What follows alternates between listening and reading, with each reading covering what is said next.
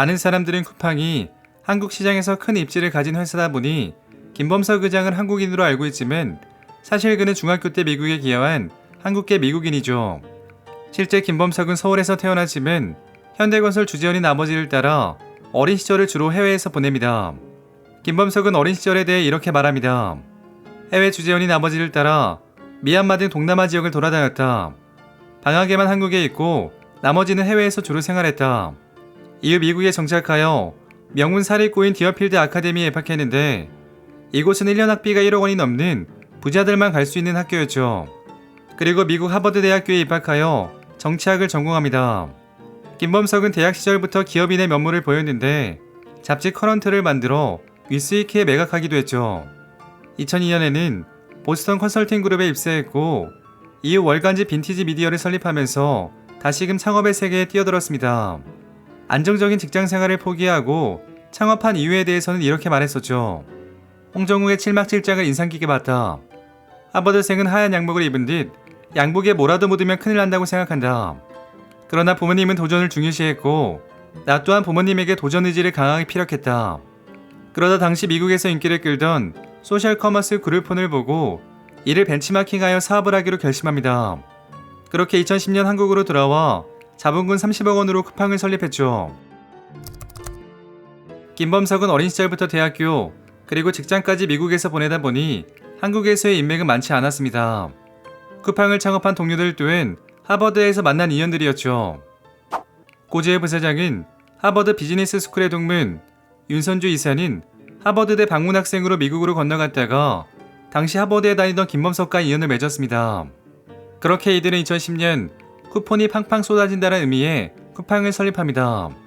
이때까지만 해도 김범석은 무명의 기업인에 가까웠고 오히려 기획재정부 장관의 외동딸인 윤선주가 쿠팡 설립을 함께한다 하여 큰 이목을 끌었었죠. 윤선주의 이력은 매우 화려했는데 서울대를 졸업하고 보스턴 컨설팅 그룹을 거쳐 SBS 예능 PD로 일하면서 인기 예능이던 야심만만을 이끌기도 합니다. 그러다 PD를 그만두고 하버드 로스쿨에 진학하면서 주위 사람들을 놀래키더니 이번엔 쿠팡이라는 새로운 사업에 뛰어들었던 거죠. 그러나 얼마 뒤 김범석과 사업 방향이 맞지 않다고 생각하며 홍콩으로 변호사를 하러 떠나게 되었습니다. 쿠팡은 2014년 당시로서는 혁신적인 로켓 배송을 앞세워 빠르게 성장합니다. 기존 택배가 약 3일이 걸리고 배송 과정에서 제품이 손상되는 불편함이 있었지만 로켓 배송은 택배를 안전하게 그것도 하루 만에 가져다주며 소비자들을 열광했죠. 로켓 배송을 안 써본 사람은 있어도 한 번만 쓴 사람은 없다는 말이 나돌 정도였습니다. 그러나 이를 위해 쿠팡은 직접 배송을 위해 자체 물류 창고를 세운 뒤 정규직 배송 직원을 채용했죠. 이처럼 누가 와도 로켓 배송은 돈 되는 사업 구조가 아니었는데 오프라인 제품보다 싼 가격, 정규직 배송기사들이 하루 만에 배송하는 것은 마진을 남기기가 어려웠습니다. 이에 업계에서는 쿠팡에 대해 얼마 가지 않아 망할 것이라고 말하기도 했죠. 그리고 김범석 의장이 위기에 처할 때마다 등장한 고원투수는 바로 손정희 회장이었습니다. 과거 손정희 회장은 쿠팡을 가리켜 이같이 표현합니다. 쿠팡은 범상치 않은 재미있는 기업이다. 손 회장은 한번 믿은 기업인에 대해서는 끝까지 믿음을 주는 스타일인데 2000년대 초반 마인 알리바바 회장을 만나 6분 만에 투자를 결정한 일화는 매우 유명하죠. 그리고 2015년 손 회장은 쿠팡에 10억 달러를 투자하는데 이런 천문학적인 돈을 투자한 이유는 로켓 배송에 매료돼서라고 전해집니다. 이에 김 회장은 당장 적장은 하더라도 소프트뱅크에 투자금이 있기 때문에 미래를 내다보고 투자할 수 있다고 말하기도 했죠.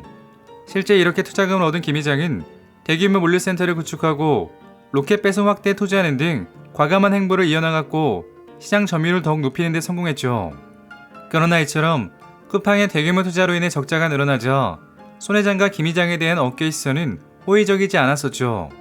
적자 규모가 1조 원을 넘긴 2018년도에는 쿠팡이 돈을 불에 태우고 있다며 기업 존폐를 우려합니다.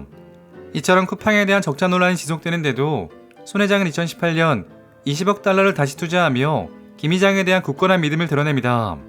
손 회장은 성장하는 쿠팡과 김 회장을 파트너로 신뢰한 것이었고 김 회장은 우려하는 시선에 대해 계획된 적자라며 이 사업에 대한 확신을 드러냈죠. 김범석 의장은 지독한 일벌레라고 전해집니다. 하버드 재학 시절에 만난 중국계 미국인인 아내와 결혼 이후 신혼여행도 다녀오지 못했고 떨어져 살다 보니 1년에 얼굴도 몇 번 보지 못했었죠. 당시 그의 아내는 홍콩에서 변호사로 일하고 있었는데 김범석은 이때 이렇게 말하기도 했습니다. 저희 부부가 떨어져 있어 1년에 얼굴도 몇 번 못 봅니다. 와이프가 이런 저를 이해해주니까 마음 편히 벤처 사업을 할 수 있어요. 저희 두 사람이 그동안 쌓아온 사랑과 신뢰 덕분이죠. 김 회장의 성격에 대해서는 의견이 엇갈리는데 온화한 성품의 소유자라는 평가가 있는가 하며 때론 안경을 집어던질 정도로 다혈질이라는 평가도 있죠. 쿠팡의 기획종 일을 했던 한 직원의 말입니다. 김 회장은 비합리적일 때 화를 많이 낸다. 사진에서 보면 인상 좋게 웃고 있는데 그건 엘리베이터에서 직원들을 만났을 때면 볼 수 있는 모습이다. 실제 김 회장은 부정청탁을 한 직원에게 해고는 물론 소송까지 걸 정도로 비합리적인 일에 대해서는 칼 같은 성격을 지니고 있다고 합니다. 그리고 쿠팡에서 근무했던 한 직원은 김 회장이 직원에 거둔 기대치는 상상을 초월한다고 말하기도 했죠. 사무실에 들어가면 업무에 몰입하는 능력이 상상을 초월한다. 김 회장의 기대치를 채울 수 있는 사람은 이 세상에 없다. 잘한다 싶다가도 능력이 없다 싶으면 가차없이 내보내는 게 쿠팡의 문화다. 그런 면에서 우리 정서에는 맞지 않을 수 있다. 그리고 업계에서는 김 회장을 틀에 얽매이지 않은 자유분방한 사고, 영어를 한국어보다 더 편하게 여긴다는 점에서 보통의 한국 경영자와는 많이 다르다라고 평가하고 있죠.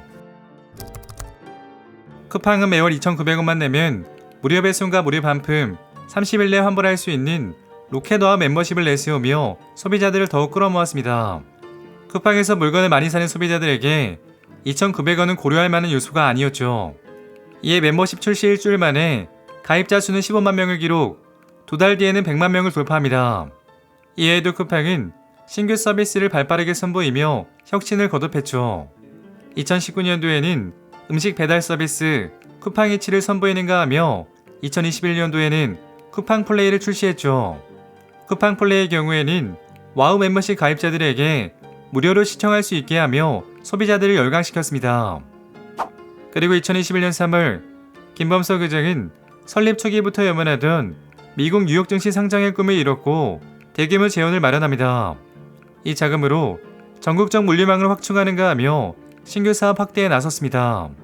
그 결과 22년 6월부터 흑자를 기록하고 올해에도 흑자를 지속 달성하는 등 역사를 새롭게 쓰고 있습니다. 그리고 올해에는 전통의 강호인 이마트의 실적을 넘어서는 등 유통업계의 지각 변동을 일으키고 있죠. 그러나 제일제당과의 신경전 등 쿠팡을 둘러싼 여러 잡음들은 앞으로 풀어야 할 숙제로 꼽히고 있습니다. 자, 그리고 김범석 의장이 창업을 준비하는 후배들에게 당부하고 싶은 말을 마지막으로 이야기 마치겠습니다. 벤처라 하면 아이디어, 창업, 도전 등을 떠올린다. 틀렸다. 가장 중요한 것은 사람이다. 사람과 교류, 관계, 리더십이 더 중요하다. 창업은 혼자 하는 게 아니고 조직을 이끌고 즐겨야 하기 때문이다. 리더십에 대한 고민이 80%, 나머지 비즈니스가 20%여야 한다. 벤처는 아이디어보다 사람이 더 중요하다. 오늘 이야기는 여기까지입니다. 재밌게 보셨다면 구독과 좋아요 부탁드립니다. 지금까지 역사비디오였습니다.